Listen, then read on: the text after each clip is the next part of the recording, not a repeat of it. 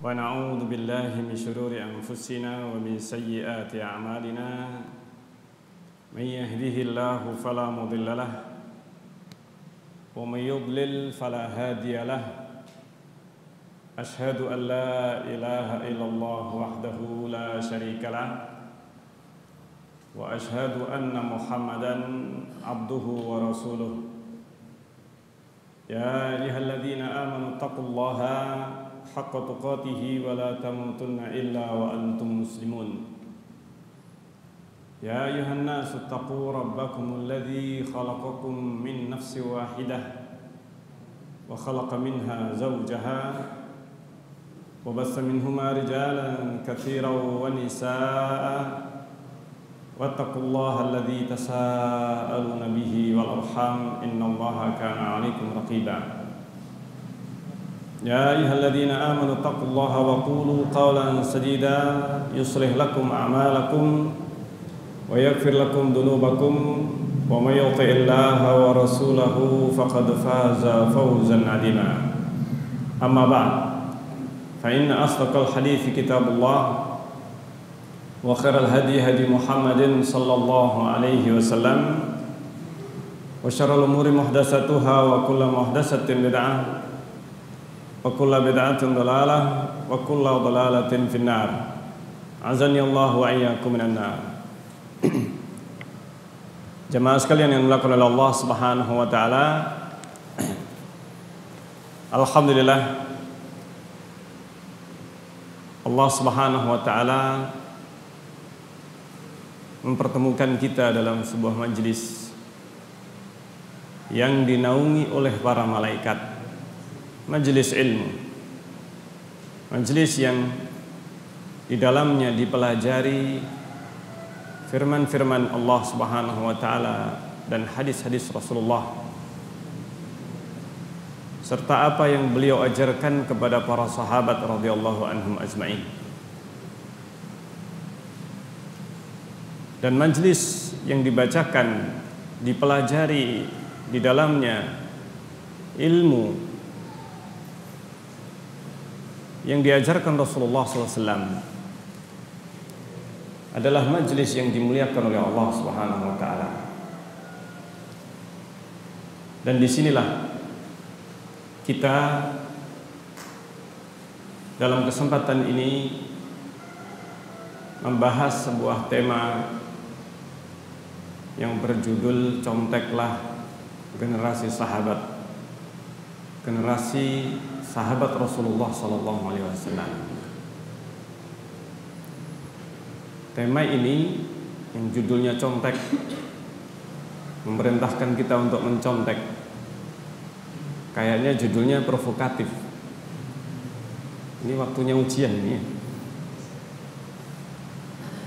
Kalau ujian maka dilarang mencontek.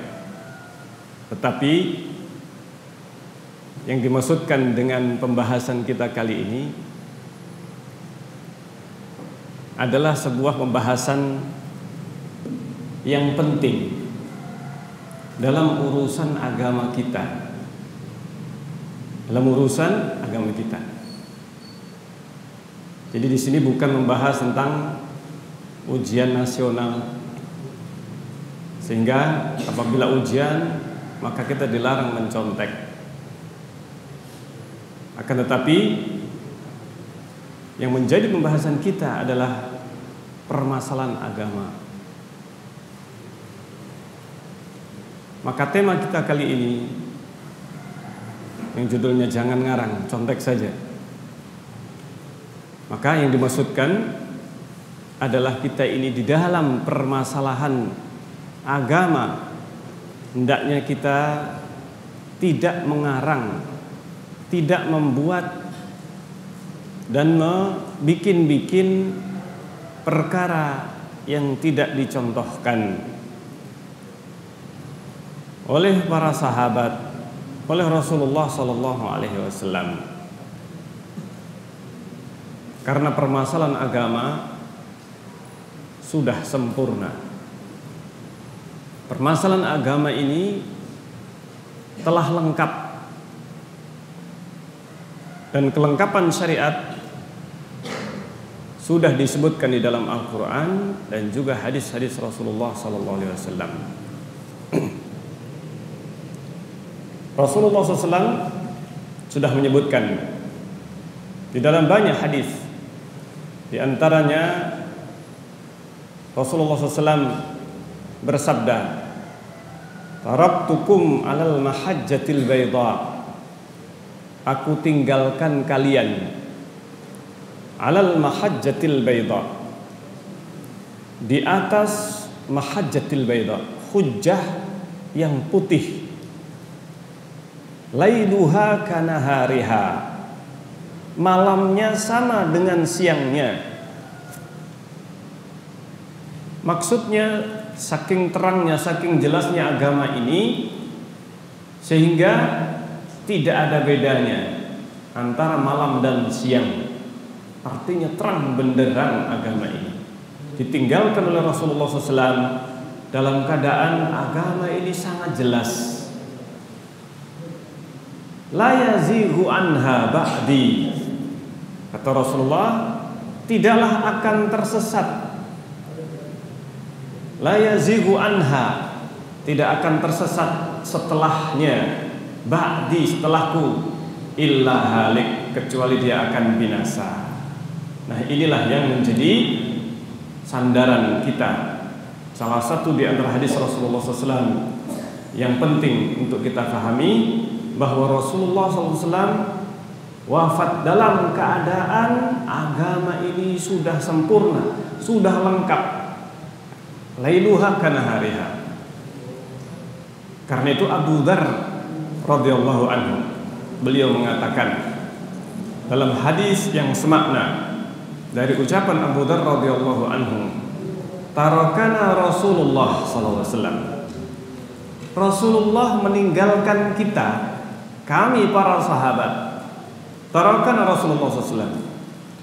Wa ma ta'irun, dalam keadaan tidak ada satupun ta'irun, satupun burung, yatiru bijanahaihi, yang mengepakkan sayapnya bisama, di atas atau di langit, maksudnya di udara, illa wa dzakara lana minhu ilman, kecuali Rasulullah sudah menjelaskan ilmunya kepada kami. Sampai-sampai kepakan sayap burung pun sudah disebutkan ilmunya oleh Rasulullah. Ini gambaran Abu Dzar radhiyallahu anhu yang menjelaskan bahwa saking sempurnanya agama ini, sampai-sampai kepakan sayap burung ketika terbang itu sudah ada ilmunya. Rasulullah sudah menyebutkan ilmunya tentang hal itu. Masya Allah.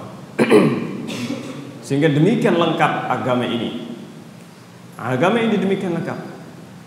Karena itu Rasulullah SAW ketika turun firman Allah Subhanahu wa taala, al-yauma akmaltu lakum dinakum wa atmamtu alaikum ni'mati wa raditu lakumul Islam dina. Hari ini aku telah sempurnakan, akmaltu lakum dinakum, aku telah sempurnakan agama ini untuk kalian. Wa atmamtu alaikum ni'mati, aku juga telah sempurnakan nikmatku atas kalian. Wa raditu lakumul Islam dina, dan aku ridho Islam ini menjadi agama bagi kalian. Imam Malik rahimahullah ta'ala ketika menyebutkan ayat ini, beliau mengatakan man za'ama, barang siapa, man ibtada'a fil Islam bid'atan, barang siapa yang mengada-adakan perkara baru dalam agama ini dengan sebuah perkara baru, perkara bid'ah, man ibtada'a fil Islam bid'atan faqad za'ama, maka kata Imam Malik, berarti dia telah menyangka anna Muhammadan qad khana risalah, bahwa Muhammad telah berkhianat terhadap risalah ini, risalah yang dibawa oleh beliau. Fa inna Allah ta'ala yaqul, kata Imam Malik, Karena sesungguhnya Allah Subhanahu wa taala telah berfirman, "Al-yauma akmaltu lakum dinakum." Hari ini aku telah sempurnakan agama kalian. Agama untuk kalian. Wa atmamtu alaikum ni'mati.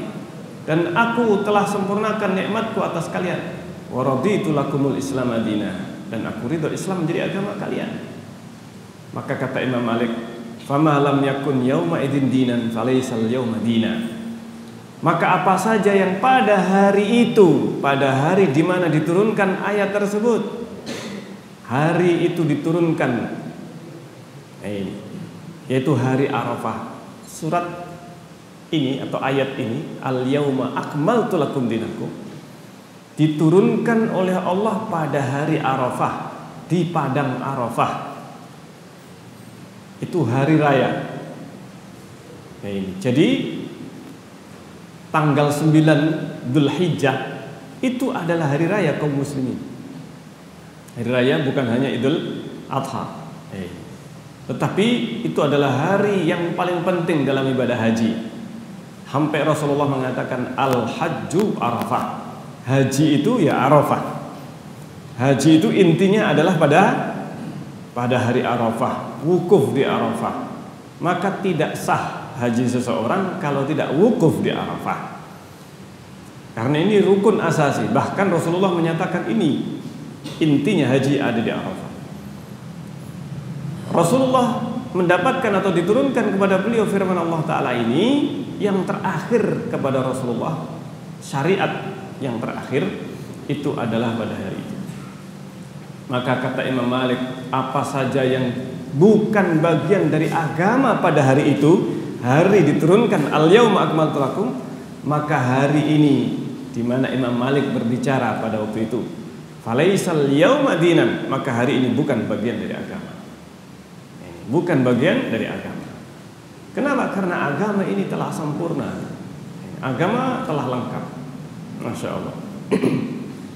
Sehingga dari ayat ini atau dari penjelasan ini menunjukkan bahwa sesungguhnya kesempurnaan agama ini sesuatu yang telah disepakati oleh umat.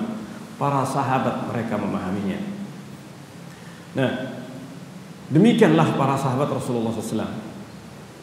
Lalu yang menjadi pertanyaan, kenapa terjadi di zaman sahabat misalkan beberapa perkara yang tidak pernah dilakukan Rasulullah SAW? Ini sebagian orang mengatakan kalau sempurna, kenapa para sahabat melakukan sesuatu atau bahkan beberapa perkara yang tidak pernah dilakukan oleh Rasulullah SAW? Seperti contohnya apa? Mengumpulkan mushaf, mengumpulkan Al-Quran di zaman Abu Bakar As-Siddiq radhiyallahu anhu. Kemudian Umar bin Khattab membuat kalender Hijriyah, itu tidak pernah dibikin di zaman Rasulullah. Yang membuat adalah Umar bin Khattab radhiyallahu anhu. Kemudian sholat tarawih yang dilakukan oleh Umar, dan berbagai perkara yang dilakukan oleh Khulafaur Rasyidun di zaman Khulafaur Rasyidun. Maka pertanyaan-pertanyaan seperti ini terkadang sebagian mengatakan, iya, kalau begitu sahabat saja juga melakukan perkara baru, atau yang disebut dengan apa? Perkara bid'ah. Sahabat saja melakukan bid'ah, berarti tidak apa-apa melakukan kebid'ahan ataukah perkara baru dalam agama ini, karena para sahabat pun juga melakukannya. Maka inilah yang harus kita dudukkan, karena definisi bid'ah ini sebenarnya sudah disebutkan oleh Rasulullah SAW. Di antaranya di dalam hadis Irbad bin Sariyah radhiyallahu anhu. Dan ini menjadi sebuah pelajaran bagi kita, karena Rasulullah dalam hadis ini menyebutkan sebuah kaidah tentang yang disebut dengan bid'ah. Rasulullah SAW bersabda, pada saat Rasulullah SAW waktu itu sedang menasihati para sahabat radhiyallahu anhu. Kata Irbad bin Sariyah dalam hadis yang diriwayatkan Imam Tirmidzi, Imam Ahmad dan yang lainnya, hadis yang sahih.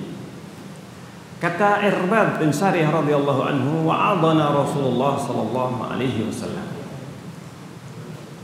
Rasulullah sallallahu alaihi wasallam memberikan wasiat, wejangan kepada kami dengan sebuah wejangan nasihat yang membuat mata-mata itu meleleh. Maksudnya meneteskan air mata. Dharafat minhal uyun, wajilat minhal qulub. Dan hati ini rasanya gemetar mendengarkan wasiat dari Rasulullah SAW, pesan nasihat dari Rasulullah SAW. Hingga mereka para sahabat banyak yang kemudian menangis dengan nasihat Rasulullah SAW tersebut. Darafat minhal uyun, wajilat minhal qulub. Fakulna, maka kami berkata, kata Irbad bin Sariyah, ya Rasulullah, wahai Rasulullah, ka'annaha mau'idatu muwaddi'. Kayaknya, sepertinya nasihat ini seperti nasihat wasiat seseorang yang hendak berpisah. Hendak berpisah, entah itu mau meninggal ataukah mau bepergian jauh dan tidak kembali. Subhanallah. Muwaddi', orang yang mau mengucapkan selamat tinggal. Itu namanya muwaddi'. Seakan-akan ini nasihatnya orang yang muwaddi', orang yang mau berpisah untuk selamanya, untuk seterusnya atau jangka panjang. Maka fa'ausina, kata Irbad, tolong kami ini diberi wasiat. Tolong beri wasiat kepada kami. Maka Rasulullah SAW kemudian bersabda, usikum, aku wasiatkan kalian, bitaqwallah, untuk bertakwa kepada Allah, was-sam'i wat-tha'ah, mendengar dan taat, wa in abdun habasyi, meskipun budak Ethiopia. Dalam sebagian riwayat, wa in ta'ammara alaikum, artinya meskipun yang menjadi penguasa kalian adalah seorang budak Ethiopia. Sudah budak ditambah dengan Ethiopia, Habasyi. Karena mayoritas budak pada waktu itu adalah berasal dari negeri Ethiopia. Nih, budak-budak yang ada, yang masih ada di zaman itu, zamannya Rasulullah SAW, orang Ethiopia. Maka Rasulullah mempertegas, seandainya yang menjadi penguasa kalian adalah budak Ethiopia, maka tetap mendengar dan taatlah. Fa'innahu, karena sungguhnya, man ya'ish minkum, barang siapa yang hidup di antara kalian, fasayara ikhtilafan katsira, niscaya dia akan melihat perselisihan yang sangat banyak. Barang siapa yang hidup lama di antara kalian setelahku, man ya'ish minkum ba'di fasayara ikhtilafan katsira, setelah diriku ini meninggal, kalian kalau masih hidup setelahku, kalian akan melihat perselisihan yang banyak. Fa'alaikum, maka ini fa'alaikum, maka wajib kalian berpegang teguh bisunnati, dengan sunnahku, wa sunnatil khulafa'ir rasyidin, dan sunnahnya khulafa'ir rasyidin al-mahdiyyin min ba'di, yang mereka mendapat petunjuk sepeninggalku. Al-mahdiyyin min ba'di, yang mendapat petunjuk setelahku. Ini khulafa'ur rasyidun. Tamassaku biha, berpegang teguhlah dengannya. Addu 'alaiha bin nawajil, gigitlah dengan gigi geraham. Ini gigitlah dengan gigi geraham. Wa iyyakum wa muhdatsatil umur, dan berhati-hati kalian dari perkara baru. Setelah Rasulullah mewasiatkan ini, yaitu apa? Untuk berpegang teguh dengan sunnahku dan sunnah khulafaur rasyidun, baru Rasulullah mengatakan hati-hati kalian dengan muhdatsatil umur. Muhdatsat itu bahasa lain dari bid'ah. Muhdas itu nama lain atau kata lain yang sepadan, sinonim dengan kata apa?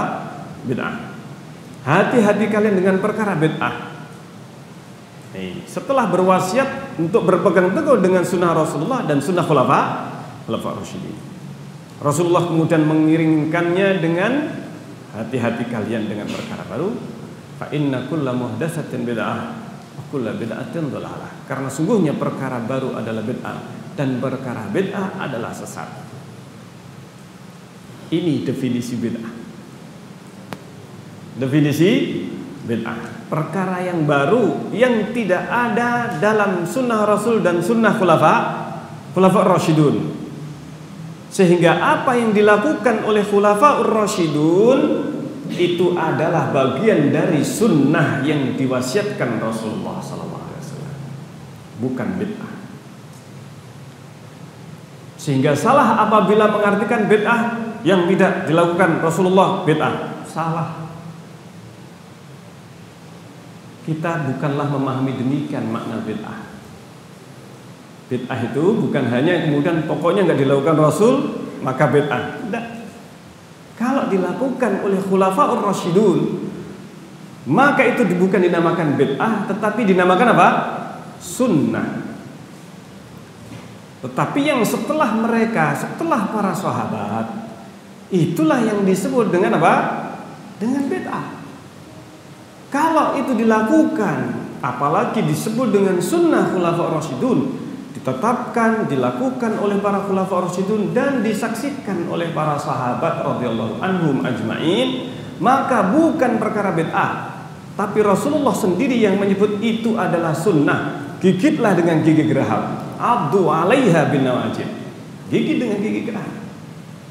Nah ini, sehingga dengan demikian apa yang dilakukan oleh para sahabat sejak Abu Bakar As-Siddiq radhiyallahu anhu, sejak menjadi khalifah, maka itu adalah dinamakan dengan sunnah. Sunnah Abu Bakar, sunnah Umar, sunnah Utsman, sunnah Ali bin Abi Thalib radhiyallahu anhu, khulafaur Rasyidun. Kembali kepada tadi yang disebutkan,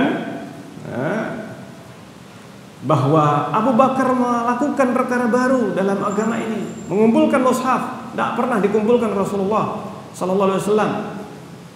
Subhanallah. Maka ini yang dinamakan dengan sunnahnya Abu Bakar, mengumpulkan mushaf. Waktu itu Abu Bakar As-Siddiq dilapori oleh sebagian sahabat bahwa ini kaum muslimin mereka sudah banyak yang meninggal, para sahabat yang hafal Quran, adrik hadil ummah. Maka disampaikan kepada Abu Bakar, tolong jangan sampai Al-Quran itu kemudian hilang dari muka bumi ini dengan wafatnya banyak para penghafal Al-Quran. Maka sebelum mereka meninggal, maka bukukan Al-Quran ini. Abu Bakar pada awalnya ini belum pernah dilakukan zaman Rasulullah, tapi musyawarah para sahabat. Abu Bakar bermusyawarah bahwa ini adalah kebaikan, meskipun belum dilakukan di zaman Rasulullah SAW. Maka disepakati bahwa ini maslahat, manfaat, maka kemudian dibukukan Al-Quran di zaman Abu Bakar. Kemudian diulang lagi, terjadi pengumpulan mushaf di zaman Utsman bin Affan radhiyallahu anhu.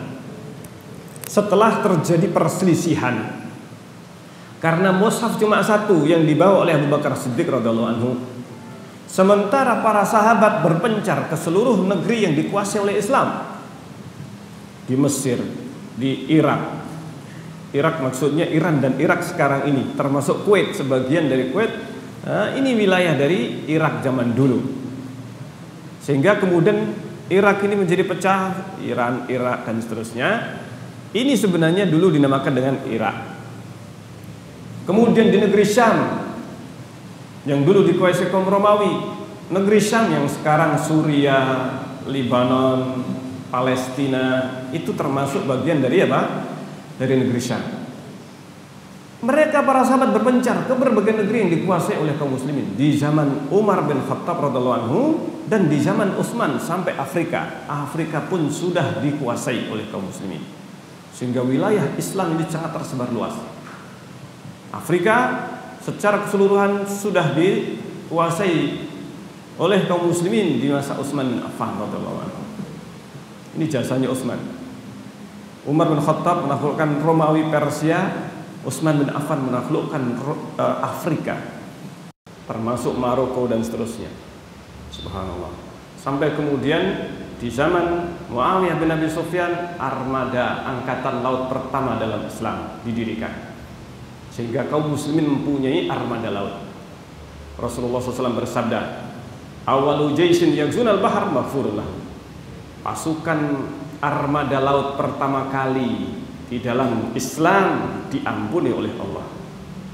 Masya Allah, diampuni oleh Allah. Muawiyah bin Abi Sufyan yang merintis pertama kali.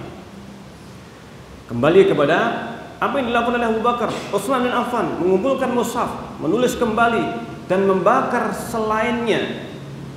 Yang selainnya sudah dibukukan, kemudian yang masih tercampur ataukah masih ada bacaan-bacaan yang sudah syad atau tidak dibaca lagi oleh Rasulullah SAW, maka semuanya dibakar agar tidak terjadi perselisihan di antara kaum muslimin.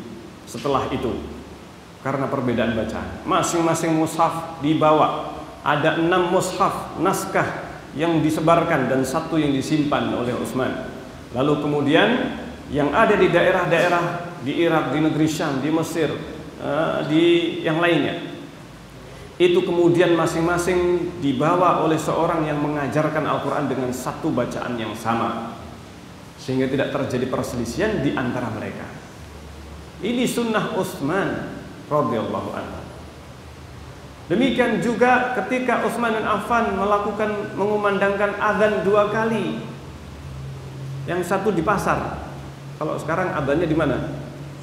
Ya, jaraknya cuma sedikit ya. Zaman dulu yang namanya adzan pertama dilakukan oleh Utsman di pasar. Kenapa? Supaya orang yang di pasar mereka ingat, oh ini hari Jumat, makanya dikumandangkan adzan di pasar. Karena pada saat hari Jumat, Utsman bin Affan melihat kaum muslimin ketika adzan dikumandangkan, yang waktu itu baru 1 kali. Memang sejak zaman Rasulullah, Abu Bakar, Umar 1 kali. Bahkan di awal kekhilafan Utsman. Baru ketika Utsman melihat bahwa kaum muslimin di masa itu mereka sampai hari Jumat azan dikumandangkan masih ada yang mereka dan masih banyak yang berada di pasar.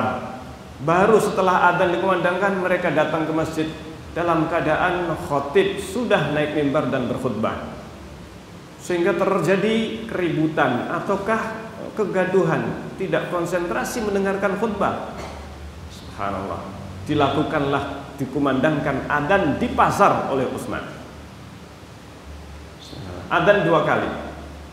Yang pertama di pasar, dan itu jaraknya agak jauh, supaya mereka bisa pulang ke rumahnya dan kemudian pergi ke masjid.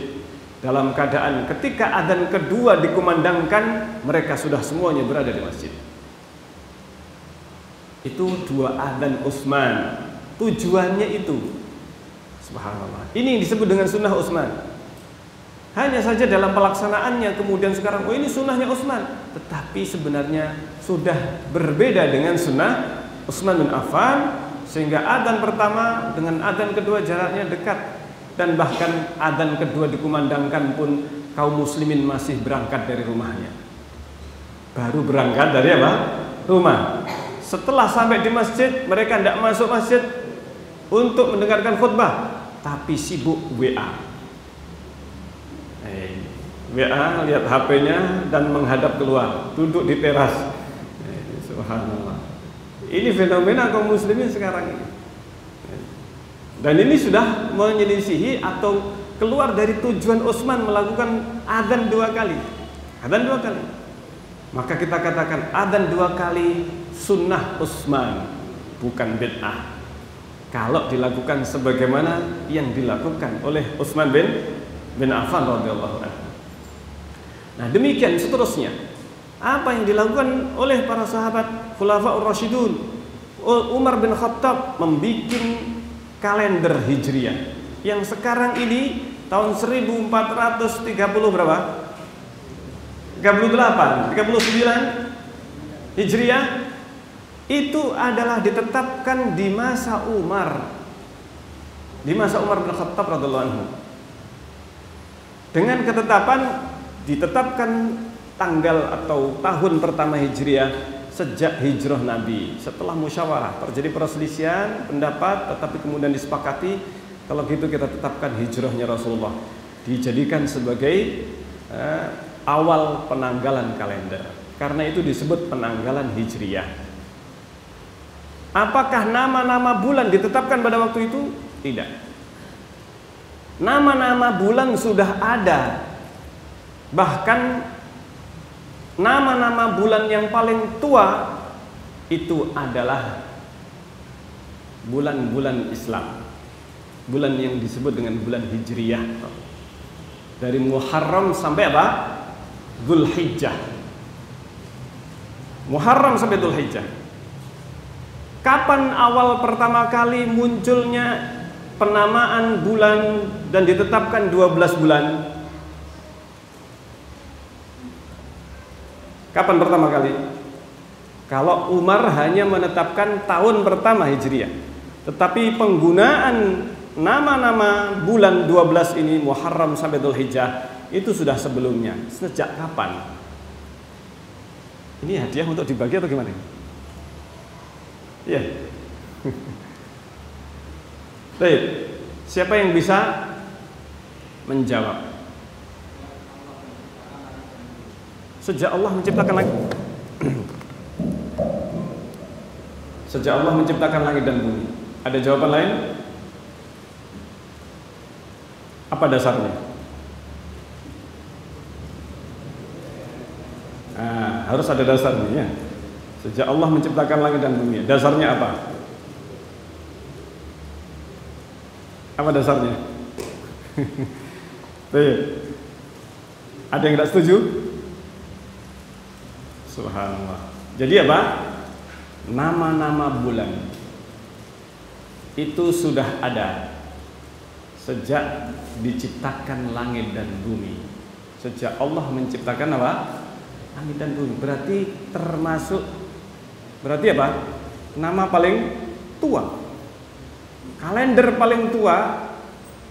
Ini bukan kalender, tapi penamaan atau pembikinan nama bulan. Ini paling tua adalah nama-nama bulan dalam Islam. Dan ini menunjukkan bahwa nama bulan dalam Islam dan Nabi Adam alaihissalam berbahasa Arab. Nabi Adam alaihissalam berbahasa Arab karena Allah mengajarkan sejak diciptakan Nabi Adam seluruh nama. Wa 'allama Adam al-asma'a kullaha summa aradahum 'alal malaikah. Allah Subhanahu wa taala mengajarkan kepada Adam. Pada saat diciptakan Allah mengajarkan seluruh nama, kemudian ditawarkan atau ditanyakan kepada para malaikat. Malaikat tidak bisa menyebutkan nama-nama itu karena itu sudah disebutkan oleh Allah SWT, diajarkan kepada Nabi Adam dan tidak diajarkan kepada para malaikat. Karena itu diperintahkan oleh Allah para malaikat untuk bersujud kepada Adam. Karena wa 'allama Adam al-asma'a kullaha. Allah mengajarkan kepada Adam seluruh nama. Nama apa saja? Nama benda, nama itu diajarkan oleh Allah kepada Adam. Nah, termasuk nama bulan. Karena apa? Bulan 12 itu sudah ada sejak langit dan bumi diciptakan. Dalilnya adalah Al-Quran. Dalilnya ada dalam Al-Quran. Inna iddatas syuhuri indallahi 12 syahran fi kitabillah yauma khalaqas samawati wal ard minha arba'atun hurum. Perhatikan ayat ini.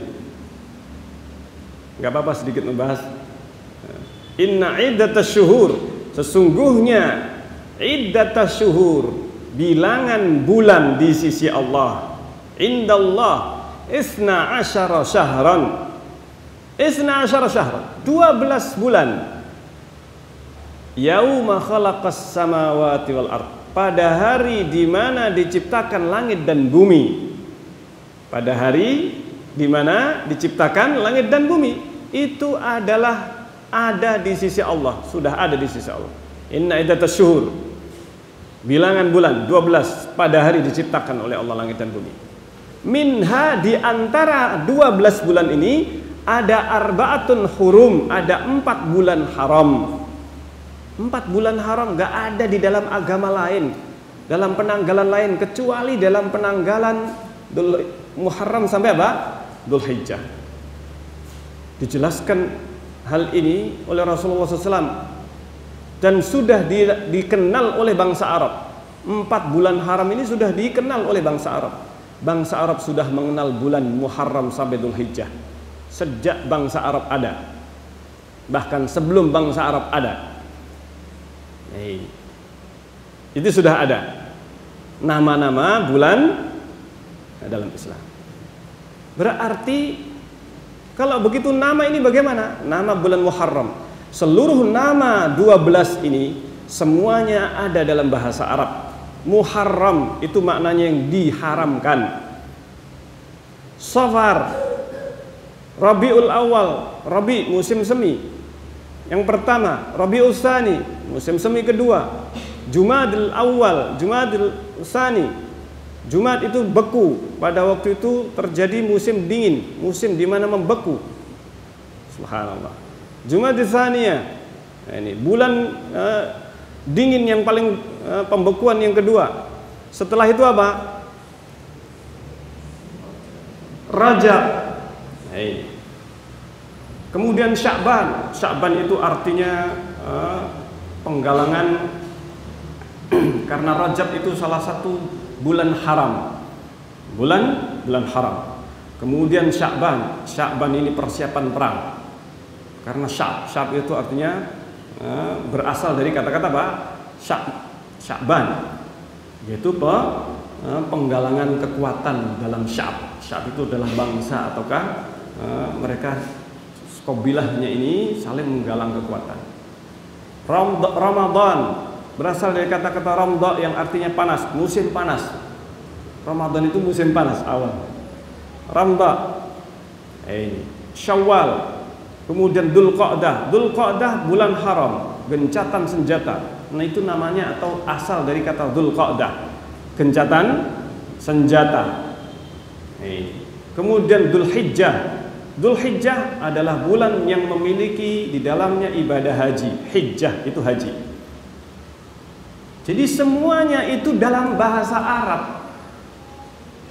Ketika itu sudah ada di hari diciptakan oleh Allah, berarti itu adalah bahasa Arab, bahasa paling kuno. Dan ini diakui oleh ahli bahasa sedunia, yang mereka di salah satu di negeri Amerika ada sebuah lembaga yang mereka ini membentuk lembaga bahasa Arab, bahasa seluruh dunia, mempelajari bahasa seluruh dunia. Dan kesimpulannya dari studi yang dilakukan oleh mereka, bukan hanya satu orang, tapi seluruh ahli bahasa berkumpul di dalamnya mempelajari bahasa-bahasa yang kuno, bahasa-bahasa kuno. Ternyata mereka menemukan tidak ada bahasa yang lebih tua daripada bahasa Arab. Sementara bahasa yang lain termasuk bahasa Inggris itu bahasa yang sudah kuno. Bahasa yang masih apa? Masih baru dan berubah dari awalnya. Sama-sama bahasa Inggris, di dalam dokumen yang ditemukan tertua ataukah yang sangat lama dan itu berbahasa Inggris, ternyata tidak bisa difahami oleh yang ahli bahasa Inggris sekarang ini. Makanya di Inggris sekarang, dan ini sebenarnya adalah apa? Dirahasiakan tapi bocor, bahwa Inggris sekarang ini membuat data atau membuat dokumen negara itu yang disimpan itu di samping bahasa Inggris, maka mereka menyimpan dalam bahasa Arab. dokumen resmi. Karena apa? Ternyata dipelajari bahwa bahasa yang akan tersisa di muka bumi ini yang tidak berubah sejak zaman dulu sampai sekarang dan nanti juga nggak akan berubah, bahasa Arab. Ini yang biasa berbahasa Inggris itu adalah apa?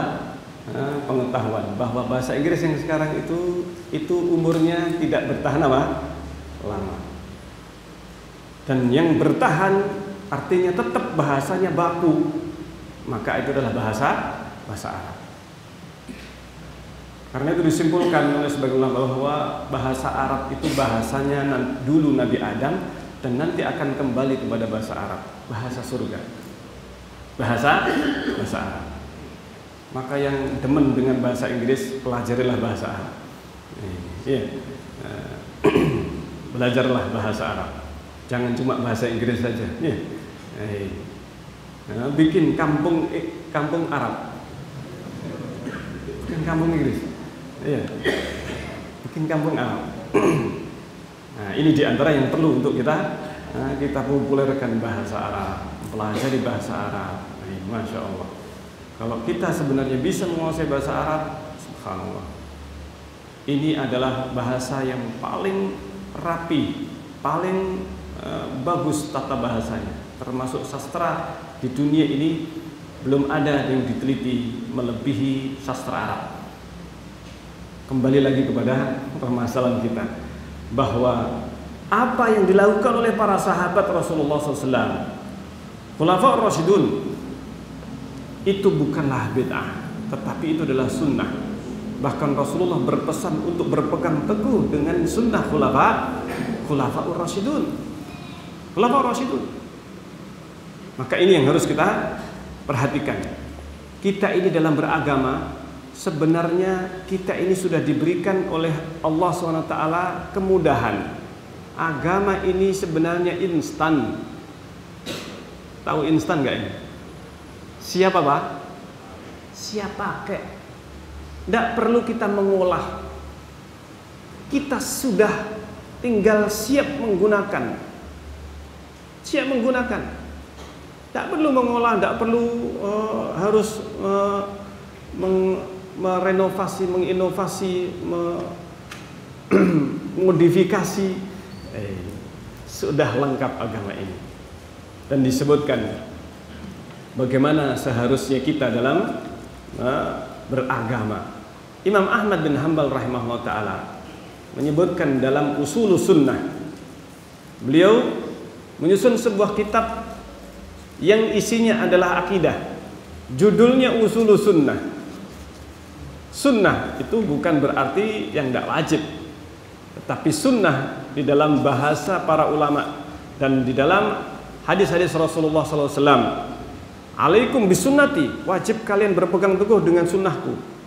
Kok sunnah kok wajib? Iya. Bagaimana alaikum bisunnati, wajib kalian berpegang teguh dengan sunnahku, sementara sunnah tidak wajib? Ini yang kita pahami. Maka ini yang harus kita dudukkan, bahwa maksud dari wajib kalian berpegang dengan sunnahku, sunnah di sini bukan maknanya yang tidak wajib, tetapi sunnah di sini adalah ajaran Rasulullah. Wajib kalian berpegang teguh dengan apa? Ajaranku. Ajaran ini sudah lengkap. Jadi dari akidah, dan ini yang paling penting, inti ajaran Rasulullah adalah keyakinan, akidah. Karena itu Rasulullah ketika di Mekah, Rasulullah mengajarkan akidah, syariat belum. Salat 5 waktu itu baru disyariatkan ketika Rasulullah pulang dari Isra dan Mi'raj. Ketika Isra dan Mi'raj, Rasulullah mendapatkan perintah salat langsung dari Allah. Yang lainnya itu menyusul, itu melalui perantara malaikat Jibril. Tetapi khusus untuk salat 5 waktu itu langsung dari Allah. Hadis Isra dan Mi'raj sudah terkenal. Bagaimana Rasulullah diwajibkan 50 kali salat, kemudian dikasih apa? Diskon. Rasulullah minta keringanan, minta diskon 10%, sampai tersisa 10%. 5 kali salat. Dikurangi 5 sampai kemudian Nabi Musa mengusulkan atau memberikan saran, minta keringanan kepada Allah. Umatmu itu nggak kuat. Saya sudah pengalaman sama Bani Israel. Sudah pengalaman Nabi Musa alaihissalam. Mereka tidak menjalankan perintah Allah.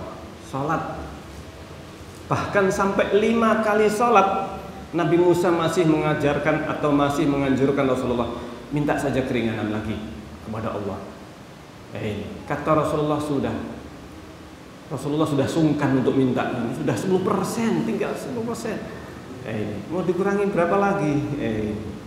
Seandainya ada diskon 90%, ini rebutan gitu ya kan? Subhanallah, ini sholat sudah 10%, tinggal tersisa. Diskonnya nggak main-main, 90%. Itu pun nilainya sama dengan 50 kali sholat minimal. Karena setiap sholat itu ganjarannya 10 kali lipat. Tapi umat Rasulullah yang melaksanakan sholat 5 waktu masih mengeluh. Meskipun tidak terang-terangan mengeluh, tapi malas-malasan. Itu termasuk bagian dari apa? Keluhan. Malas, apalagi sholat subuh, ya kan? Apalagi sholat subuh. Nah, Imam Ahmad mengatakan di dalam kitab Ushulus Sunnah, beliau mengawali sebuah perkataan yang luar biasa. Sebuah perkataan yang sangat luar biasa. Beliau mengatakan, Ushulus Sunnati indana. Ushulus Sunnah di sisi kami, prinsip sunnah, dasar-dasar, pokok-pokok sunnah di sisi kami, menurut keyakinan kami, dalam akidah kami, ini maksudnya Imam Ahmad, adalah apa? Adalah at-tamassuku bima kana alaihi ashabu Rasulillah, berpegang teguh dengan apa yang telah dijalankan oleh para sahabat Rasulullah. Masya Allah. Imam Ahmad mengatakan apa? Ushulus sunnah indana adalah at-tamassuku bima kana ashabu Rasulillah, berpegang teguh dengan apa yang telah dijalani oleh para sahabat Rasulullah. Waliqtida'u bihim, dan meneladani mereka. Bahasanya panitia, conteklah mereka. Ini bahasanya apa? Panitia. Biar banyak yang hadir mungkin ya. Jadi intinya bahwa kita ini diperintahkan oleh Allah SWT untuk meneladani para sahabat Rasulullah SAW. Allah telah memuji mereka, para sahabat as-sabiqunal awalun, generasi pertama, yang pertama kali, minal muhajirin wal ansar, dari kalangan sahabat muhajirin dan ansar, walladzina taba'uhum bi ihsan, dan yang mengikuti mereka, mengikuti muhajirin dan ansar dengan baik, mengikuti dengan baik. Bagaimana mengikuti dengan baik? Artinya benar-benar meneladani. Sebagaimana tadi bahasa panitia apa? Mencontek. Itu judul bukan dari saya loh ya. Tetapi adalah apa? Meneladani. Itu maksudnya mencontek generasi sahabat. Teladani mereka, tinggal mencontoh, tinggal mencontek apa yang dilakukan oleh mereka, sudah lengkap.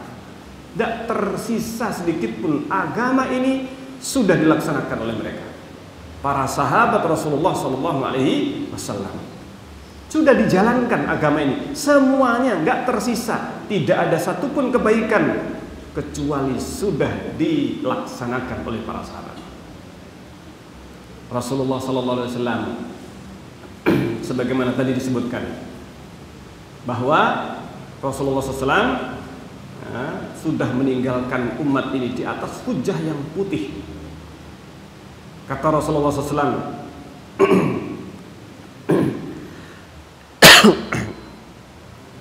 sesungguhnya ma ba'asallahu min nabiyyin, kata Rasulullah, tidaklah Allah mengutus seorang nabi pun, satu pun nggak ada, kecuali illa kana haqqan alaihi an yadulla ummatahu ala khairi ma ya'lamuhu lahum wa yundirahum syarra ma ya'lamuhu lahum wa inna hadhil ummati ju'ila afiyatuhu fi awwaliha wa sayusibu akhiraha bala'un wa umurun tunkirunaha.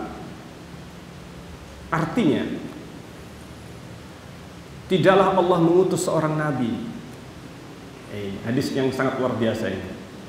Tidaklah Allah mengutus seorang nabi satupun kecuali, artinya seluruh nabi ini yang disebutkan, kecuali kana haqqan alaihi, kecuali sudah menjadi hak, sudah menjadi kewajiban bagi nabi tersebut, seluruh nabi, untuk menunjukkan kepada umatnya seluruh kebaikan yang dia ketahui.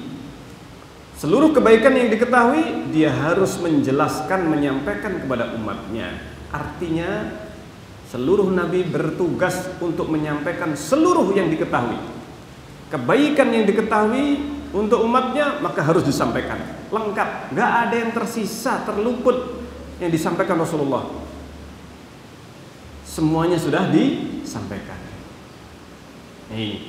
Dan yang kedua, memberikan peringatan. Ini yang harus dilakukan. Setiap nabi harus memberikan peringatan terhadap seluruh keburukan. Itu harus disampaikan kepada umatnya. Harus diberikan peringatan. Seluruh keburukan sudah diberikan peringatan oleh Allah. Dan umat ini, kata Rasulullah, wa inna hadhil ummah, umat ini, kata Rasulullah, ju'ila afiyatuha fi awaliha, dijadikan selamat, maksudnya terbebas dari berbagai macam kesalahan, ketergelinciran, karena Rasulullah sudah menyampaikan kepada mereka, para sahabat, di bagian awalnya umat ini afiyah, selamat dari kesesatan, dari penyimpangan. Siapa generasi yang pertama di awalnya? Para sahabat Rasulullah SAW. Mereka orang-orang yang selamat. Dan kemudian wasayusibu akhiraha bala, tetapi bagian akhir umat ini akan tertimpa berbagai macam ujian. Wa umurun tunkirunaha, dan berbagai perkara yang kalian ingkari. Kalian para sahabat akan mengingkari perbuatan, pemahaman generasi belakangan. Seandainya para sahabat hidup di zaman sekarang, mereka akan mengingkari banyak perkara-perkara yang dilakukan oleh kaum muslimin sekarang ini. Ini sabda Rasulullah, wa sayusibu akhira bala wa umurun tunkirunaha, akan ditimpa oleh bala, ujian, dan berbagai perkara yang kalian ingkari. Tunkirunaha, kalian akan mengingkari. Dan ternyata Rasulullah SAW wafat, para sahabat mereka kemudian menemukan berbagai macam penyimpangan yang mereka mengingkari. Dan subhanallah, tidak ada satupun penyimpangan kecuali para sahabat gak ada yang ikut serta di dalamnya. Tidak ada penyimpangan kecuali itu berasal dari orang-orang setelah mereka yang tidak mendapatkan itu dari para sahabat, perkara baru. Sehingga gak ada sahabat yang melakukan bid'ah sama sekali. Sehingga salah kalau seandainya mengatakan apa? Sahabat saja melakukan apa? Bid'ah. Tidak ada. Tidak ada sahabat yang melakukan bid'ah. Baik. Nah, itu adalah penukilan dari para sahabat Rasulullah SAW. Dan Allah Subhanahu wa taala sudah berfirman, "Wa may yushakkikir rasula min ba'di ma tabayyana lahul huda wa yattabi' ghaira sabilil mu'minin nuwallihi ma tawalla wa nuslihi jahannam wa sa'at masira." Dalam surat An-Nisa ayat 115. Ini yang perlu dicatat. Sungguh, wa may yushakkikir rasul, barang siapa yang menyelisihi Rasul, wa yattabi', dan mengikuti ghaira sabilil mu'minin, bukan jalannya kaum mukminin. Kaum mukminin siapa ini yang bersama Rasul? Para sahabat Rasulullah SAW. Mengikuti bukan jalannya kaum mukminin. Orang-orang yang beriman yang jelas pasti adalah para sahabat. Wa yattabi' ghaira sabilil mu'minin. Karena sabilil mu'minin, al-mu'minin, turunnya ayat ini pada saat itu adalah para sahabat. Ini kaum mukminin. Dan jelas mereka adalah yang pertama kali masuk dalam ayat ini, yaitu kaum mukminin. Wa yattabi' ghaira sabilil mu'minin nuwallihi ma tawalla. Kami biarkan mereka dengan apa yang mereka lakukan. Dibiarkan oleh Allah. Kalau ada yang mengatakan kita tidak mengikuti sahabat, gak ada musibah, gak ada bencana, subhanallah. Allah memang sudah menyebutkan nuwallihi ma tawalla. Kami biarkan mereka nuwalli. Kami biarkan mereka dengan apa yang mereka lakukan. Tetapi nanti nuslihi jahannam. Kami akan menjerumuskan mereka ke dalam neraka apa? Jahannam. Ini peringatan bagi yang tidak mau mencontek generasi sahabat, yang tidak mau meneladani generasi sahabat menjalankan agama ini dengan apa yang mereka jalankan. Yusyakikir rasul dan ittiba' ghairu sabilil mu'minin, menyimpang dari ajaran Rasul dan mengikuti bukan jalan para sahabat Rasulullah SAW. Wasa'at masira, dan jahannam yang terburuk sebagai tempat kembali. Masya Allah. Nah, di sini saya akan bacakan beberapa asar dari para sahabat dan para ulama, para tabi'in dan yang setelahnya. Bagaimana seharusnya kita dalam beragama ini, dalam meneladani, karena setiap manusia itu pasti ada yang dia teladani dari orang sebelumnya. Ini sudah menjadi fitrah manusia untuk meneladani yang lainnya, untuk mencontek pada yang sebelumnya orang lain. Ini sudah menjadi fitrah untuk mencontoh orang sebelumnya.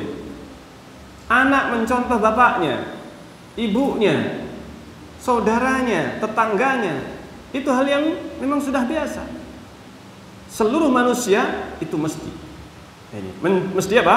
Mencontoh dan meneladani. Di antaranya disebutkan salah satunya dari Ibnu Mas'ud radhiyallahu anhu. Ibnu Mas'ud mengatakan, "Man kana minkum muta'assiyan." Barang siapa di antara kalian yang ingin mencontek, saya terjemahkan dengan bahasa apa? Bahasa panitia. Barang siapa di antara kalian yang ingin mencari teladan, mencari contoh, maka falyata'assa bi ashabi Muhammad. Maka teladanilah, conteklah, tirulah, ikuti, teladani para sahabat Muhammad. Para sahabat Muhammad sallallahu alaihi wasallam. Fa innahum kanu, karena sesungguhnya kanu abar hadhil ummati quluban. Ini keutamaan sahabat.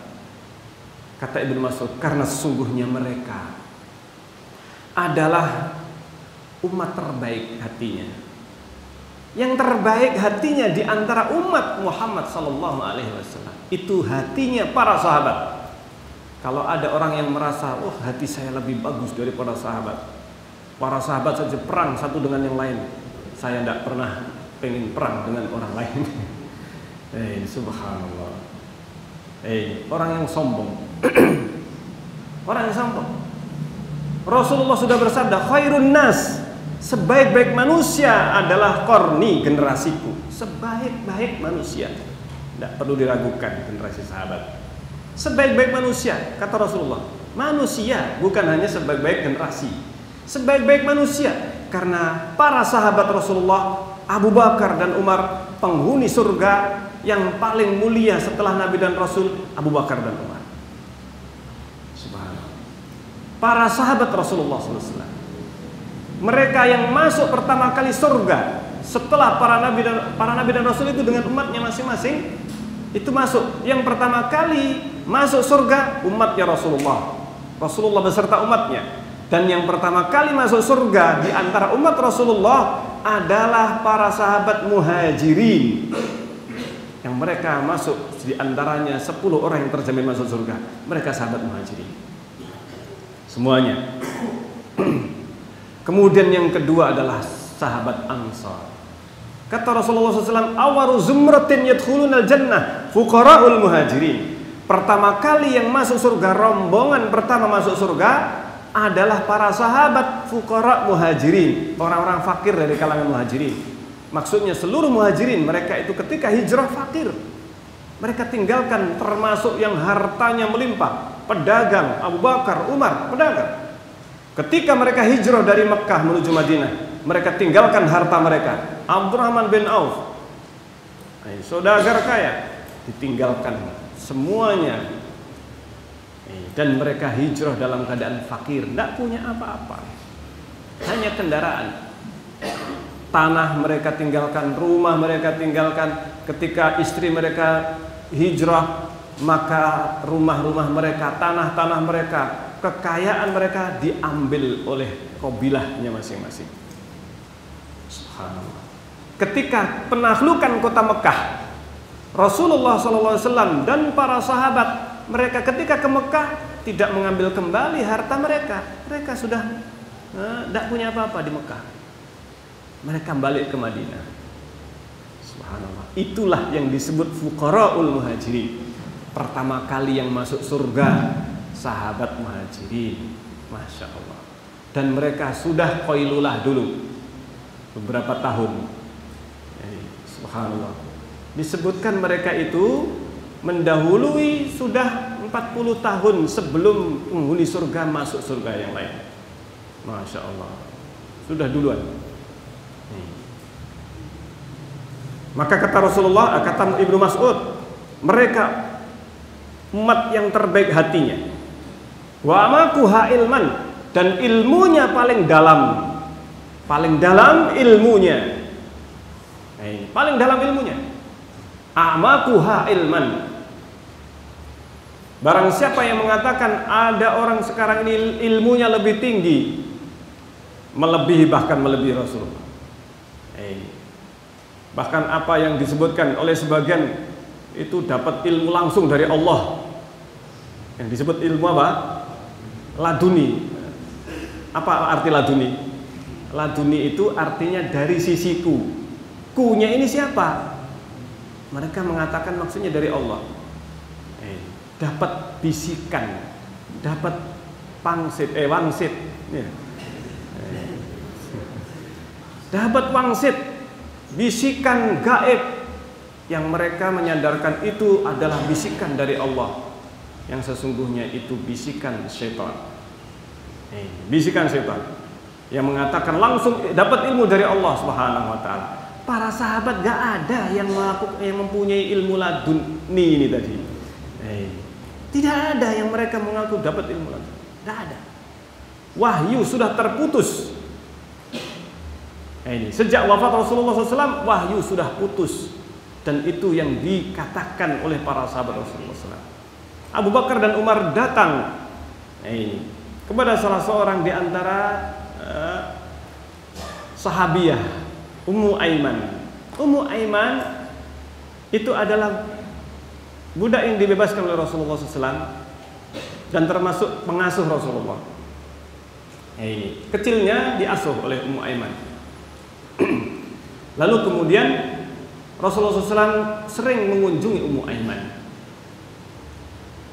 ketika hidupnya. Abu Bakar dan Umar setelah wafat Rasulullah, ayo kita kunjungi orang-orang yang pernah dikunjungi Rasulullah. Salah satunya Umar. Ketika datang Ummu Aiman menangis. Abu Bakar dan Umar mengatakan, wahai Ummu Aiman, kenapa engkau menangis? Bukankah yang ada di sisi Rasulullah, di sisi Allah itu lebih baik bagi Rasulullah? Kata Ummu Aiman, bukanlah aku menangis karena saya itu enggak tahu. Bukan karena saya enggak tahu bahwa apa yang ada di sisi Allah lebih baik bagi Rasulnya. Akan tetapi saya menangis karena ketika Rasulullah wafat, wahyu telah terputus. Wahyu telah apa? Terputus. Annal wahya qad inqata. Subhanallah. Artinya apa? Sudah enggak ada lagi wahyu. Sudah putus. Abu Bakar dan Umar menangis keduanya mendengar jawaban Ummu Aiman. Kalau ada orang yang mengatakan masih dapat wangsit dari Allah. Wangsit itu bahasa yang Arabnya wahyu. Ya, wangsit. Wangsit itu kan bisikan halus ya. Itu wahyu. Nah, barang siapa yang mengatakan bahwa dia dapat wahyu dari Allah Subhanahu wa taala, haddatsani qalbi an rabbi. Saya dapat berita dari hatiku, hatiku dapat dari apa? Rabbi Allah. Subhanallah. Berarti dia itu lebih pinter daripada apa?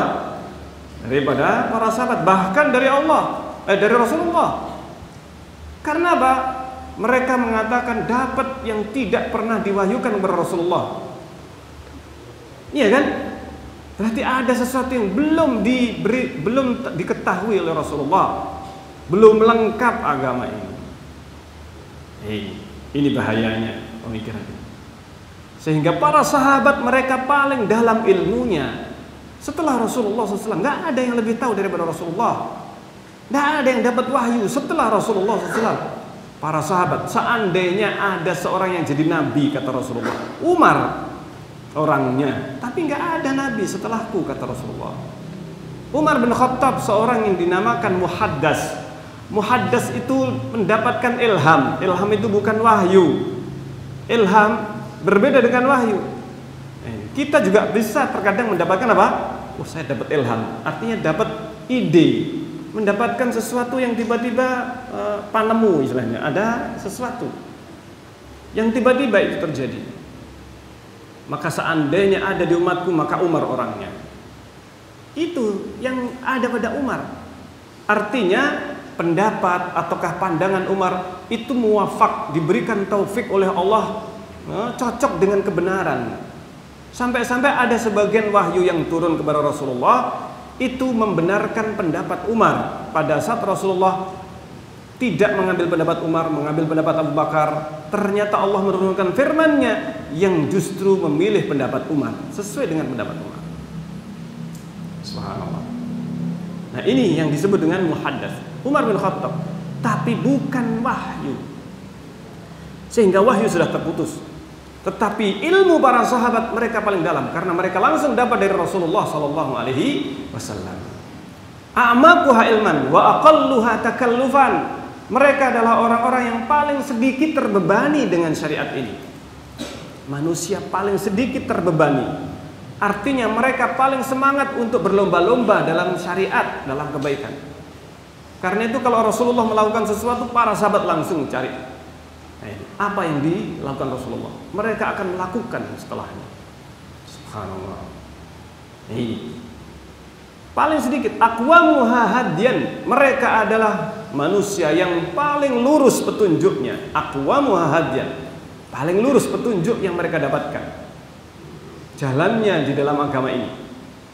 Wa ahsanuha halan, dan keadaan mereka paling baik di antara seluruh umat. Qauman, mereka para sahabat adalah kaum ikhtarahumullahu li suhbati nabiyhi.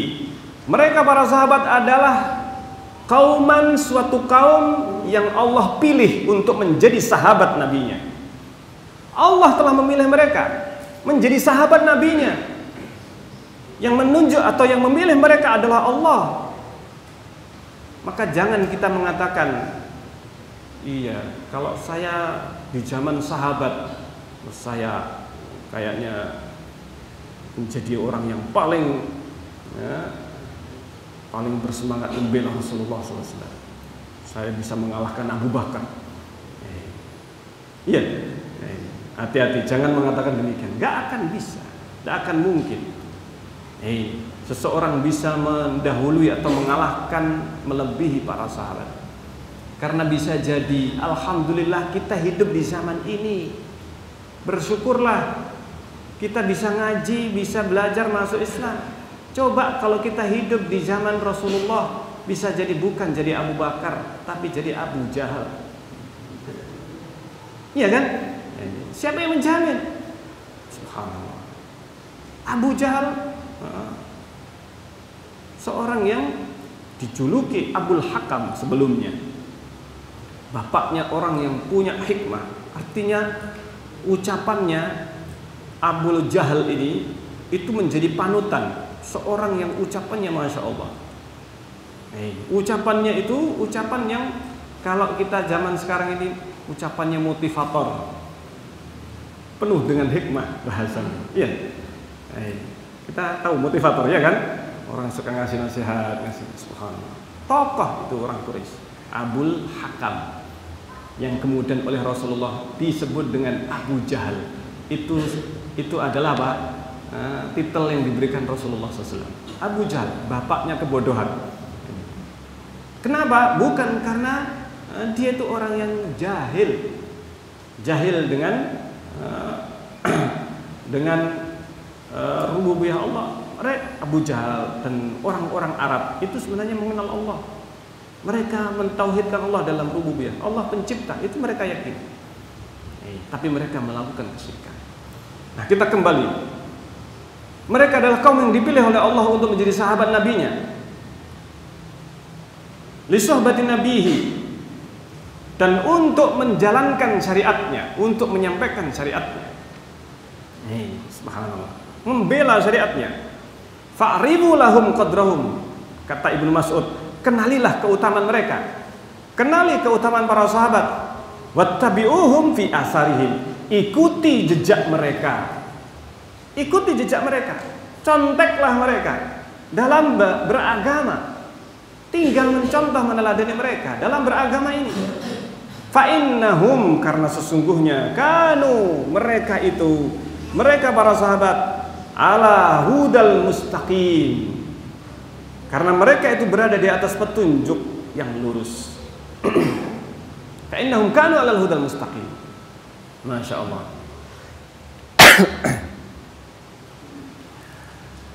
Ibnu Aun mengatakan, salah seorang di antara salaf, rahimallahu rajulan, sungguh semoga Allah merahmati seseorang, lazimah hadal asar, mengikuti jejaknya para sahabat ini, Rasulullah SAW, wa radiya bihi, dan ridha dengannya, senang dengan asar para sahabat, jejaknya para sahabat, ajarannya para sahabat Rasulullah SAW.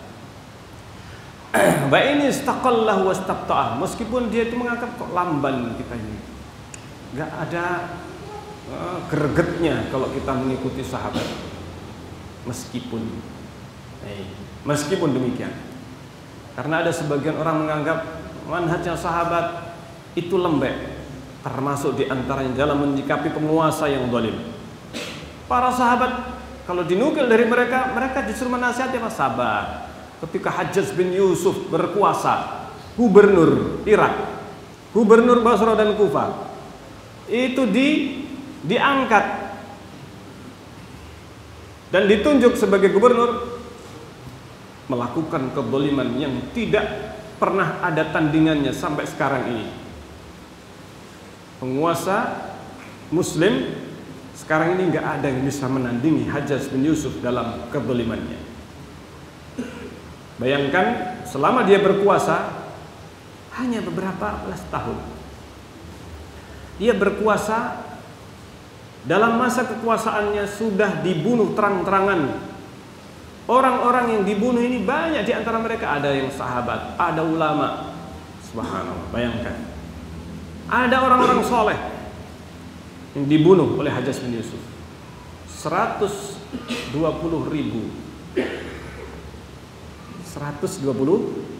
nyawa. Bayangkan, itu bukan jumlah yang sedikit pada waktu itu. Subhanallah.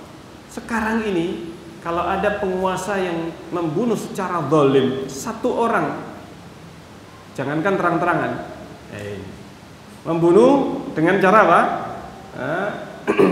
Menyuruh orang, ya kan? Akhirnya terbongkar. Misalkan penguasa terbongkar membunuh satu orang dengan cara yang zalim. Sudah tidak lama di demo itu nanti, ya, bakal di demo turunkan kudeta. Tapi Hajjaj bin Yusuf pada waktu itu, subhanallah, luar biasa kezalimannya. 120 nyawa melayang, dan itu di hadapan secara umum, di hadapan manusia, terang-terangan, kezaliman yang tiada banding. Tetapi para sahabat Rasulullah, Anas bin Malik radhiyallahu anhu, tetap nasihat, sabar, kalian sabar. Subhanallah, sabar. Makanya dikatakan di sini, ba ini istaqallahu wastabtah, meskipun menganggap ini lamban ini orang ini, hanya mengikuti sahabat Rasulullah SAW. Ibrahim An-Nakhai, salah seorang di antara ulama salaf, mengatakan, "Lau anna ashab Muhammad", seandainya para sahabat Muhammad, perhatikan di sini, sungguh luar biasa. Seandainya para sahabat Muhammad masahu ala dufrin, seandainya itu mereka mengusap kuku ketika wudu, seandainya mereka itu mengusap kuku, atau di luar wudu, lama ghasaltuhu, saya tidak akan membasuhnya. Kalau sahabat Muhammad, para sahabat itu mengusap kuku, tidak membasuh kaki, seandainya wudunya mereka ataukah mereka itu tidak pernah membasuh kuku, tapi cuma mengusap saja, saya tidak akan membasuhnya.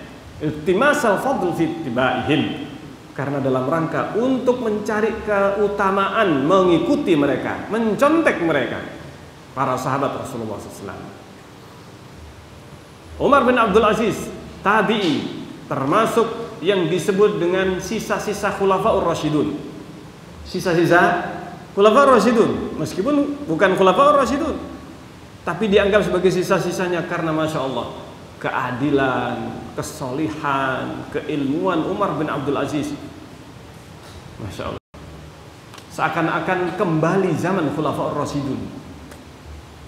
Khalifah Umar bin Abdul Aziz, Amirul Mukminin, terbaik di kalangan tabi'in. Di kalangan tabi'in. Sampai-sampai mau dibandingkan dengan sahabat Muawiyah. Dibandingkan dengan sahabat Muawiyah. Tetapi tidak bisa dibandingkan. Muawiyah bin Abi Sufyan, debu kata Hasan al-Basri, debu yang terpancar dari kudanya Muawiyah bin Abi Sufyan lebih baik daripada Umar bin Abdul Aziz. Subhanallah.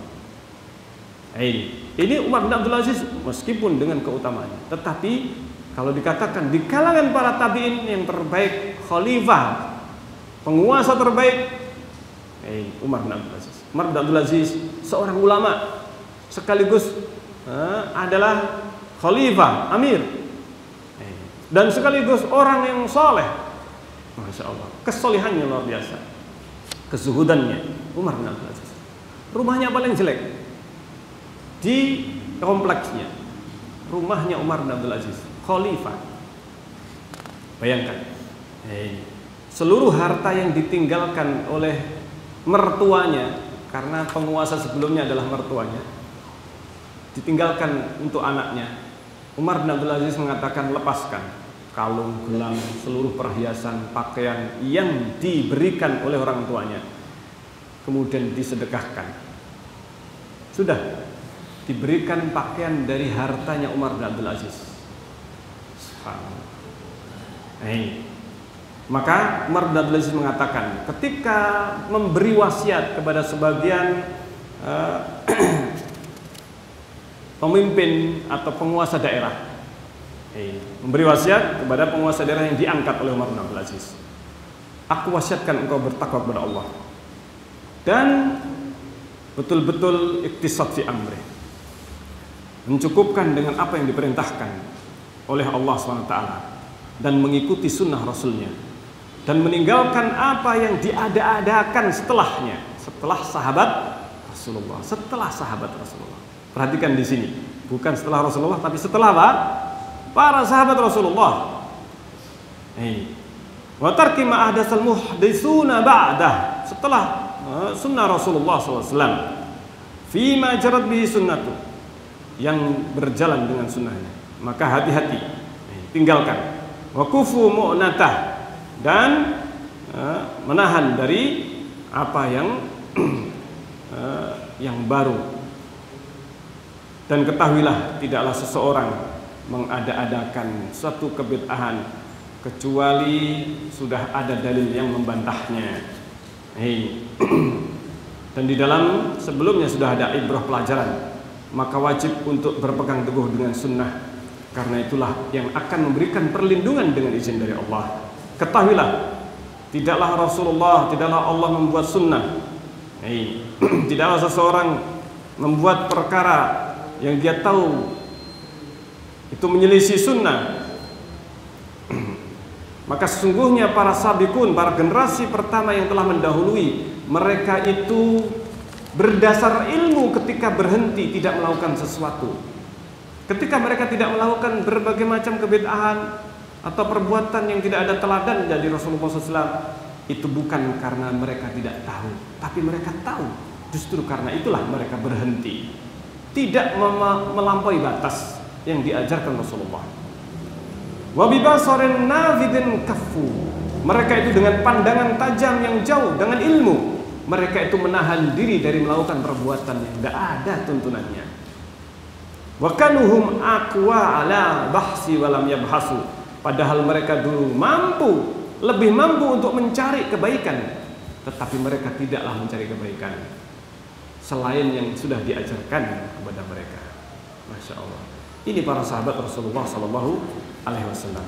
Dan banyak di antara nasihat, akan tetapi ini insya Allah yang bisa kita bacakan. Dan saya mengakhiri dengan perkataan Imam Al-Auza'i rahimahullah ta'ala, salah satu di antara ulama yang sejaman dengan Al-Imam Malik rahimahullah ta'ala, gurunya Imam Syafi'i rahimahullah ta'ala. Beliau mengatakan, alaika bi athari man salaf, wajiblah engkau berpegang teguh dengan jejaknya teladan para salaf. Wa in rafadakan nas, meskipun manusia menolaknya, tapi pegang teguhlah. Wa in rafadakan nas wa iyyaka wa ara'ar rijal, hati-hati kalian dengan perkara atau pandangan ra'yu, pandangan manusia. Wa iyyaka wa ara'ar rijal wa in zahrafuhu laka bil qaul bil aqwal, meskipun mereka menghiasi dengan kata-kata yang indah. Fa innal amra yanjali, karena sesungguhnya urusan agama ini sudah jelas. Wa innaka ala siratal mustaqim, dan kau berada di atas jalan yang lurus kalau mengikuti jejak para salaf. Ini yang bisa kita katakan. Karena waktunya sudah selesai, mungkin ada yang ditanyakan dalam pembahasan kita kali ini. Diutamakan yang sesuai dengan tema. Kalau tidak ada, baru yang lainnya.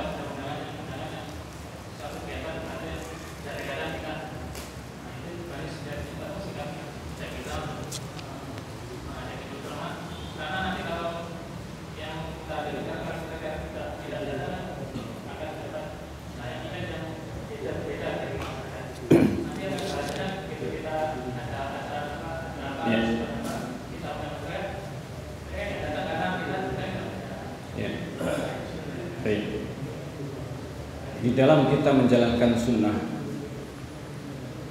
mesti ada cobaan, dan ini yang disebutkan oleh Rasulullah Sallallahu Alaihi Wasallam.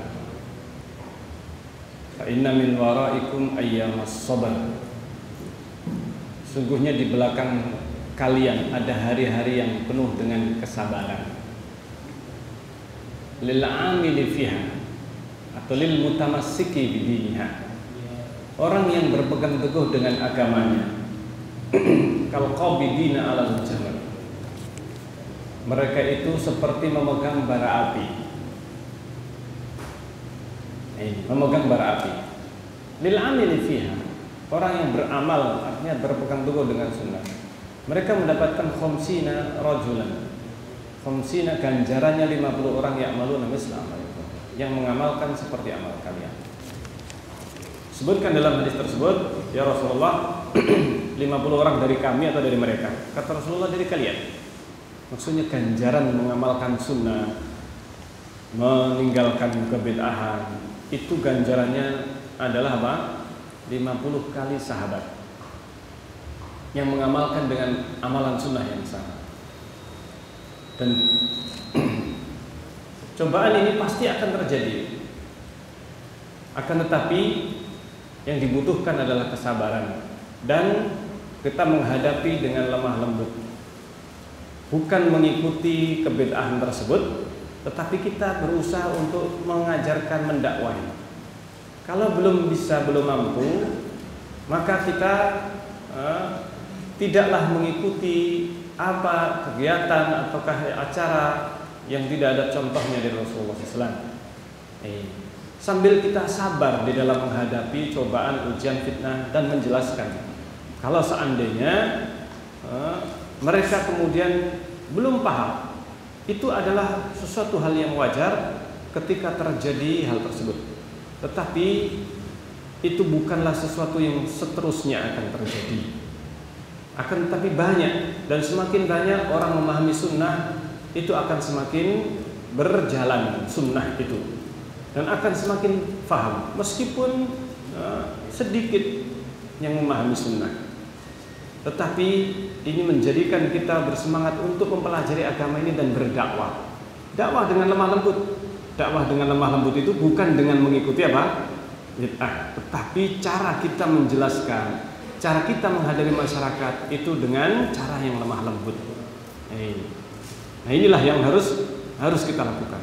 Amar ma'ruf nahi mungkar itu harus dijalankan, meskipun minimal dengan hati kita.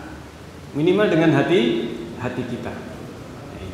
Jadi yang paling penting adalah kita ini menjalankan sunnah dan kemudian tetap bersikap baik. Bukan kemudian karena kita tidak mengikuti kebid'ahan, mengikuti apa-apa yang diada-adakan, kemudian kita bersikap buruk terhadap masyarakat, terhadap orang tua. Tidak.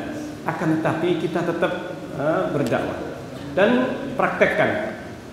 Ini insya Allah, meskipun mereka yang belum memahami sunnah, tetapi kita bersikap baik dalam berdakwah, tidak berakhlak yang buruk, tetapi kita berusaha dengan akhlak yang baik di dalam menyampaikan, maka insya Allah meskipun lamban, taruhlah misalnya lamban, tetapi sedikit demi sedikit insya Allah ada yang menerima.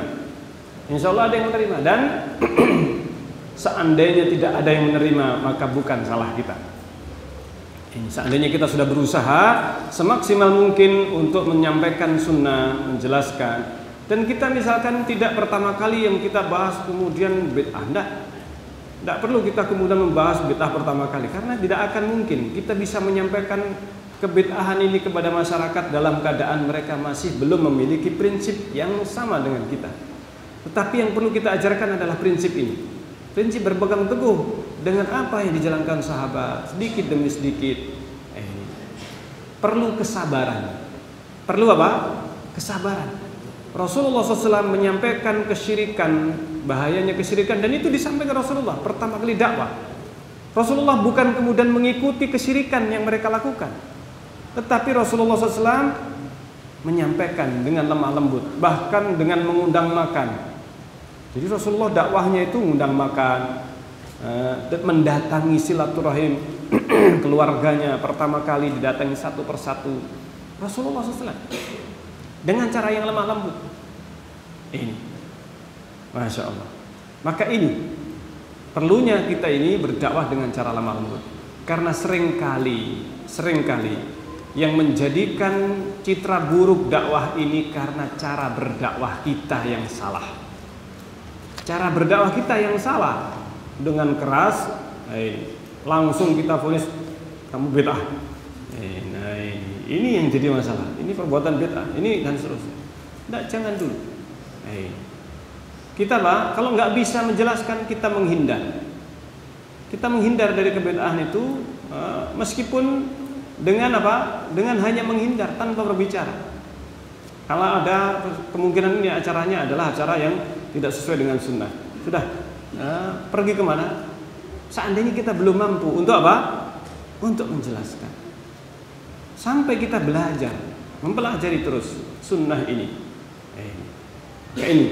Tapi kalau seandainya kita itu mengikuti kebid'ahan, mengikuti apa yang tidak ada contohnya, sampai kapan? Sampai kapan?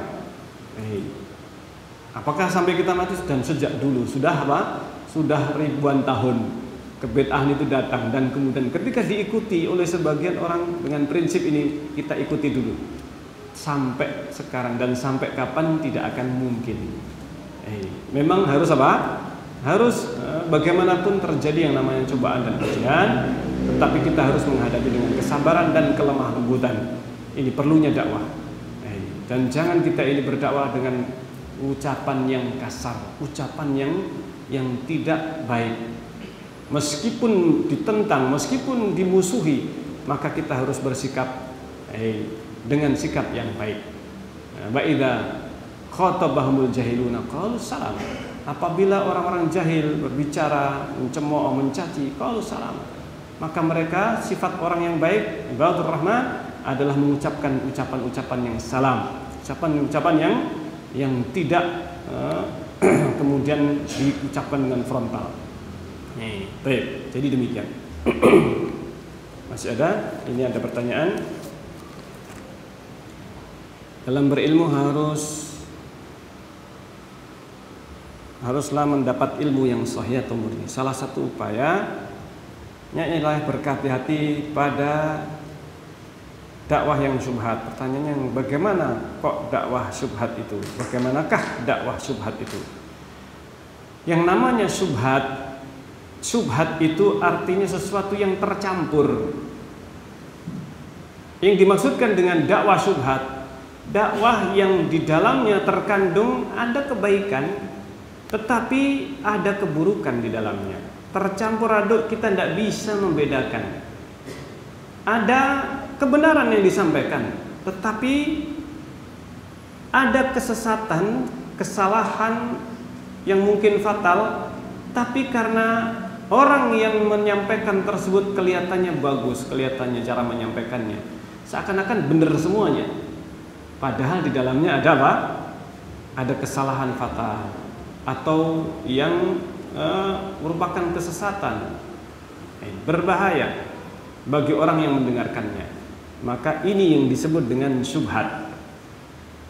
Ini yang disebutkan dengan syubhat. Rasulullah memerintahkan untuk kita menjauh dari syubhat. Karena man waqa'a fi syubhati waqa'a fi haram. Karena barang siapa yang terjatuh ke dalam syubhat, maka dia akan dikhawatirkan jatuh kepada yang haram. Bahkan sebagian ulama mengatakan barang siapa yang jatuh ke dalam syubhat, maka dia jatuh kepada yang haram. Makanya dihindari hal-hal yang syubhat. Jadi bukan hanya makanan saja yang syubhat, tetapi ceramah pun juga ada apa? Ada syubhatnya. Makanan bagaimana jadi syubhat? Misalkan suatu sembelihan ketika atau buruan, binatang buruan diucapkan bismillah, tembak, kalau mati halal. Tetapi kalau ternyata kita menembak burung, kemudian burung itu jatuh ke dalam air, yang tembakan kita ada dua kemungkinan. Bisa jadi kemungkinan langsung mati, bisa jadi belum. Tembakan kita jatuh di air, matinya karena tembakan atau karena jatuh di air, masih syubhat. Ini yang namanya apa? Syubhat. Masih samar, bisa ini bisa itu. Maka kalau seandainya itu mati karena tembakan, halal. Tapi kalau matinya karena jatuh di dalam air, maka adalah apa? Haram. Maka sesuatu yang syubhat ini dijauhi. Kita tidak boleh makan burung yang tadi ditembak jatuh ke dalam air dan ada kemungkinan jatuhnya itu menyebabkan kematiannya. Tetapi kalau kita menembak burung pas kepalanya, kemungkinan matinya adalah karena apa? Jelas dipastikan kemungkinan mati langsung karena kepalanya. Jatuh ke air tidak masalah seandainya dimakan. Kenapa? Karena tidak syubhat. Karena matinya kepalanya pecah. Kita tembak, kepalanya pecah, jatuh di air. Jelas namanya kepala pecah, mesti apa? Mati. Nah, yang seperti ini bukan syubhat. Tapi yang syubhat yang tadi. Nah, itu syubhat dalam makanan. Dalam pemikiran juga ada. Dan ini lebih berbahaya. Lebih berbahaya daripada apa? Syubhat makanan. Syubhat makanan, jangankan yang syubhat yang haram pada saat terpaksa kita boleh memakannya. Tapi syubhat nggak ada kata terpaksa. Syubhat dalam pemikiran tidak ada. Oh, ini terpaksa saya mengambilnya. Baik, jadi seperti itu. Ini maksud dari syubhat dalam dakwah atau dalam pemikiran, dalam pemahaman. Baik, insyaallah kelihatannya sudah habis waktunya. Iya. Insyaallah dilanjutkan oleh Ustaz Yusran insyaallah nanti pembahasannya dalam akidah para sahabat Rasulullah SAW. Semoga bermanfaat apa yang disampaikan dalam kesempatan ini dan menambah ilmu kita, ketakwaan kita kepada Allah Subhanahu wa taala, dan kita semakin mendekatkan diri kepada Allah dengan apa yang diajarkan Rasulullah kepada para sahabat Rasulullah SAW. Kita akhiri subhanakallahumma rabbana wa bihamdik asyhadu an la ilaha illa anta astaghfiruka wa atubu ilaik. Wassalamualaikum warahmatullahi wabarakatuh.